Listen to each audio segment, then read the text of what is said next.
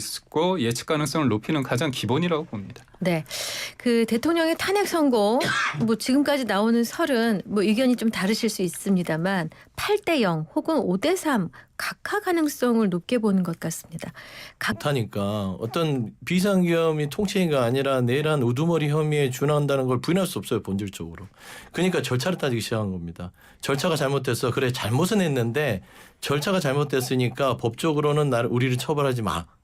우리 대통령 살려줘. 물론 죄는 저질러서 인정하는 거하고 뭐가 달라요. 기각을 계속 주장하셔야죠. 근데 기각을 주장하려면 본질적으로 군대를 보낸 건 지워야 되고 그다음에 체포하려고 했던 메모도 지워야 되고 국무회의 절차에도 요건을 맞춰야 되고 하는데 그걸 못하는 거예요. 그러니까 절차만 따져서 하는 것이고 절차도 탄 법률가들이 국민의힘 많음에도 불구하고 스스로의 지식과 양심을 다 버리는 것들이 아니 동일성의 원칙이 얘기하셨잖아요. 내란 행위와 내란 책은 무슨 동일성의 원칙이 훼손됩니까? 공소장의 변경 자체, 그다음에 형사소송법을 적용받는 게 헌법재판소가 아니라 준용합니다. 준용 적용과는 아예 다른 법률 용어예요. 네. 참고한다. 참고해서 최종 판단은 헌법재판소가 하는 것이고 헌법재판소는 유일하게 단심제로 되면서 헌법재판소가 그 모든 절차와 지위에 대한 결정은 헌재의 평의에 있어서 그냥 결정하면 끝입니다. 이게 형사소송법과 형사재판에 맞물려 있지 않다. 그걸 자꾸 국민들을 호도시키기 위해서 형사재판과 징계재판을 지금 뭔가 절차상의 미진성이 있고 형사재판에서 하는 증거를 갖다 못 쓰는 것이고 동일성 훼손했다. 공소장 쉬운 말로 그 탄핵 소추에 대한 의견의 내용 자체에서 죄보다는 행위로 바꿨다는 것은 주장을 변호인단에서 했었고 소추단이 그거를 재판부 받아준 거예요. 동일성의 원칙이 훼손됐으면 헌재가 받아주지 않죠. 받아줬으면 그걸 끝입니다. 그리고 재판에 대한 절차 8번에 있어서 피청구인 쪽의 의견을 들어줘야 된다. 의견을 듣되 본인들이 재판부가 8번 합시다 하면 하는 거예요. 그게 모든 지금 대한민국의 재판에 준용되는 절차이기 때문에 본인들도 다 알면서 지금 어깃장을 놓는 것이다. 제가 잠깐 말씀드리자면 헌재가 잘못하는 부분이 있습니다. 자꾸 이제 박근혜 전 대통령 당시에 검찰 진술 조사 관련해서 당사자가 동의하지 않아도 쓸 수 있다고 얘기를 하시는데 실질적으로 2020년도에 형사소송법 개정으로 그러지 못하도록 돼 있어요. 그러니까 헌재가 소위 말해서 분위기 좋을 때는 그렇게 얼렁뚱락했습니다. 하지만 지금은 아니거든요. 국민들이 지켜보고 있습니다. 그렇기 때문에 지금 좌고우면할 수밖에 없는 상황에 놓였다고 보고 있고요. 그런 측면에서 저는 이제 헌재에 대해서 국민의힘이 문제 제기하는 거는 결과에 대해서 불복하기 위한 밑재락이 아니라 과정이 수긍이 돼야지 결과에 대해서 담보할 수 있는 건데 왜 많은 국민들이 헌재나 그다음에 공수처의 수사에 대해서 이게 문제가 있다고 생각하고 있는지 그렇다면 막말로 대통령이 계엄하고 그게 곧 내란이라고 한다면 그 내란이라고 주장하는 민주당의 지지율이나 이재명 대표의 어떤 지지율 그리고 대통령의 지지율 1년의 어떤 지지율을 어떻게 설명하실지에 대해서는 저는 궁금합니다. 지지율이 이재명 대표가 훨씬 높잖아요. 윤석열 대통령이 그 원래 무능한 국정원에서 20%대를 하다가 지금 한 40% 하니까 만세를 부르는지 모르겠으나 그럼에도 불구하고 여전히 역전하지 못했다. 역전했다면 그 얘기를 듣겠어요? 두 번째. 국민의힘에서 헌재에 대한 절차 제가 앞서 얘기했잖아요. 좀 주목을 해 주시고 헌법재판소는 형사소송법이 22년도에 개정돼도 그거를 준용할 뿐이 적용되지 않는다니까요. 증거재판으로 검찰에 대해서 이 수사 기록을 공판 부분에 있어서의 증거자료를 못한다 하더라도 그거는 참고용이다. 그리고 김용현 전 장관이 본인의 어떤 그 증거자료를 헌재가 채택하지 못하게 소송했는데 다 기각됐습니다. 그러면은 김용현이 주요 임무 종사자도 증거자료 못 쓰게 헌재에 그 법적 소송을 했는데 우리가 결정한 대로 한다라고 했으면 다른 사람도 다 그냥 쓰는 거예요. 그게 헌법재판소의 이 재판관들의 권한이고 재판소 법의 근간인 겁니다. 그러니까 가만히 국민의힘 보면 본인들이 재료 다 뿌려놓고 오염시켜놓고 여기 오염됐다 믿지 마 이런 거예요. 절차상 하등의 제가 짧게만 문제가 없는 겁니다. 이게 뭐냐면 대통령이라는 사람은 다른 사람이 아닙니다. 뭐 일반 사람보다 잘나서가 아니라 주권자인 국민들의 의사가 반영돼서 대통령이 됐어요. 그렇다면 대통령이 문제가 있다고 해서 그냥 탄핵되는 게 아니라 위법한 상황이 위헌적인 상황이 중대하지만 파면을 시키는 겁니다. 결국 그 파면이란 거는 주권자인 국민의 의사를 파기하는 거예요. 그렇다면 그 정도 그 법의 적용에 있어서 문제가 없어야 되는 겁니다. 절차적 하자가 없으면 안 되는데 지금의 헌재 입서서는 무엇보다도 재량이라는 소위 말해서 편결이라는 이유로 모든 것들을 다 합리화하는 부분에 대해서 문제 제기하는 겁니다. 알겠습니다. 자, 지금 이러다 보니까 좀 헌재 심리가 장기화되다 보니까 여야 모두 이제 승복이라는 단어가 지금 굉장히 그 주요 키워드가 되는데 네. 어제 권성동 원내대표가 기자회견을 열고 윤석열 윤 대통령 탄핵 심판 결과에 승복하겠다. 이게 당의 공식 입장이라고 얘기하면서 그리고 이제 이재명 대표에 대해서는 그렇게 지나가는 말로 할 게 아니다는 얘기를 하는데 그러나 이제 여당 지도부는 승복을 강조하는데 실제 여당 의원들은 또 광장으로 나간다. 이 좀 약간 배치된다는 좀 지적이 있어요. 그러니까 저희가 이제 그 일종의 여론 광장에서의 어떤 여론전을 지금 여야가 공유하고 있다고 봅니다. 저희 입장에서는 당연히 기각과 탄핵 그 각하에 대해서 요구를 하는 거고 야당 같은 경우는 인용을 빨리 해달라는 거 네. 아닙니까? 근데 이제 저는 앞서 말씀드린 것처럼 이게 결국에 불복을 하겠다는 게 아니라 흔들리고 있는 사법부를 어떻게 보면 흔들리지 않게끔 원칙대로 해달라는 그런 얘기인데 그럼에도 불구하고 국민들이 봤을 때 뭔가 나중에 결과를 받아들이지 않을 것 같은 그런 느낌을 준다고 한다면 정치라는 것들은 본인의 어떤 선이나 의도와 의도보다는 결과로서 그다음에 비춰주는 해석의 영역이잖아요. 그런 측면에 있어서는 조금 조율할 부분은 좀 조율해야 되지 않을까 생각합니다. 그 민주당에서는 아직 그 이재명 대표가 지나가는 유튜브 방송에서 얘기했고 또 박찬대 원내대표는 너무 당연한 거 아니냐 식의 얘기를 하는데 네. 구체적인 그래도 워딩이라든가 선명한 메시지는 안 나왔어요. 그러니까 너무 당연한 걸 가지고 승복을 선언하라고 덤비니까 이게 할 말이 없는 거잖아요. 대한민국에서 법원의 판결에 불복하면 대한민국에 살 수 있나요?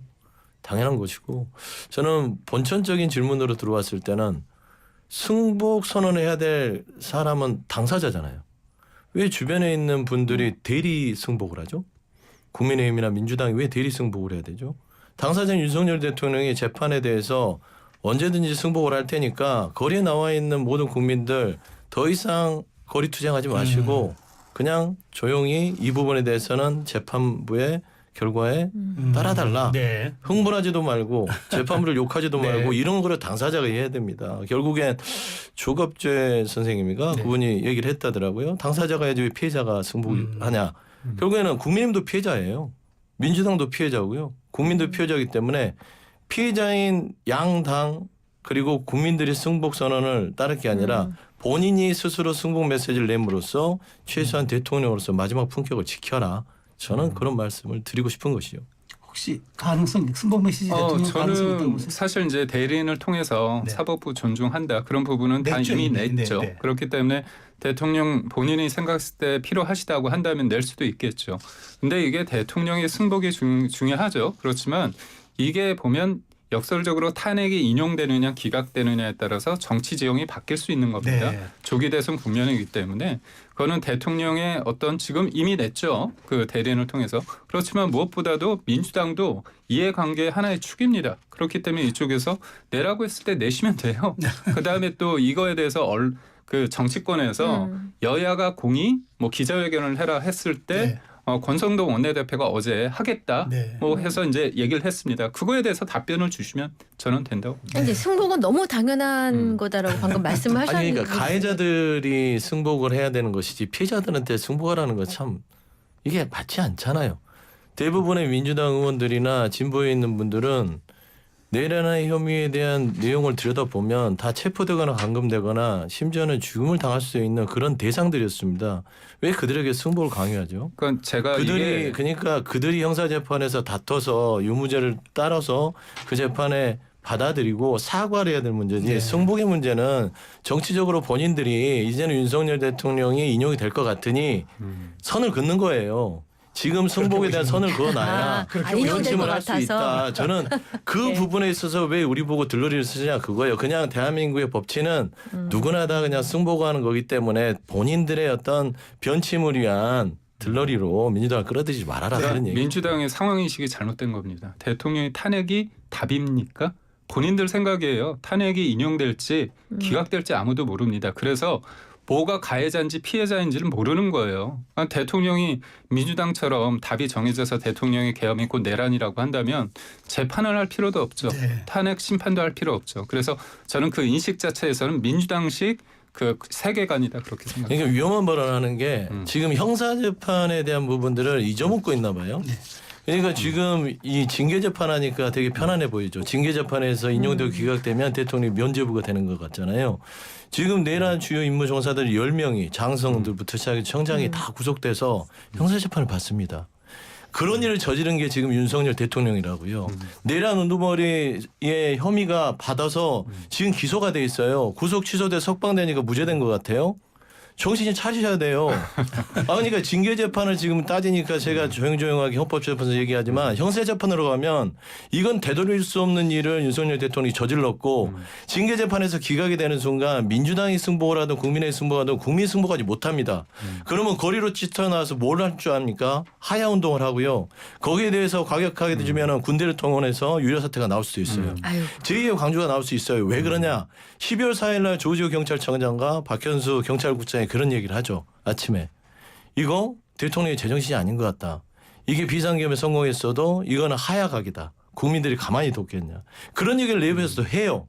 그러니까 지금 이 징계재판에 대해서는 서로 간에 추측이 될 수 있으나 형사재판에 대한 부분들은 3심 대법원까지 무죄를 받지 않으면 이 내란의 행위들을 혼자 한 게 아니에요. 그러니까 제가 저는 이 말씀드리고 부분을 싶은 게 간과해서는 안 제가 된다. 말씀드리고 그런 말씀 네, 드려요. 네. 그러니까 이게 뭐냐면 1심 나오지도 않았고 아주 확정되지 않은 것들을 민주당에서 확정된 것인 양 말씀을 하시는데 그렇다면 12개 8개 사건의 12개 혐의로 5개 재판을 받고 있는데 1심에서 유죄 선고까지 났고 전과가 기본적으로 사법인 그 부분에 대해서 제가 얘기하면 되겠습니까? 아, 해도 저는 되죠. 해도 돼요. 그러니까 제가 말씀드리자는 네, 뭐냐면 지금 진행되고 있는 거를 확정적으로 얘기해서 모든 게 다 끝난 것처럼 그렇게 얘기하시면서 말하는 건 부적절하다 저는 말씀드립니다. 아니 알겠습니다. 이재명 네. 대표 입장에서는 그가 이 유죄를 받든 간에 본인의 정치 인생에 대해서 책임지면 되는 거지만 윤석열 대통령은 지금 대한민국의 법치를 완전히 파괴시켰다니까요. 아니, 그러니까 아니, 그거는 아니 지금 무죄 추정이라는 한간 얘기를 하고 있는데 그러면 그거를 우리가 영상에서 그러면 지우세요. 재판을 왜 합니까? 아니 국회에 군대를 보내고 선관위 본인이 군대를 보냈다고 그러고요. 정치인들을 체포하라고 했다고 그러고요. 그건 인정한 팩트 아닙니까? 아니, 정치인을 멀쩡한 체포하라고 대통령이 대한민국의 인정을 민주주의 합니까? 시대에 살 수 있는 겁니까? 잠시만요. 아직 1심이 진행되고 아니 있지 않았습니까? 2심이 그러니까 진행돼 하더라도 그 부분을 우리가 눈으로 목도한 부분들을 거기까지는 부인해서는 안 아니 된다. 눈으로 목도한 부분에 있어서 바이든 날리면을 진실은 신봉하십니까? 아, 제가 아니면 그러니까- 김기경 대변인 개몽되셨어요? 아니 바이든 날리면 그 다음에 날리면하고 바이든 관련해서 진실을 뭔지는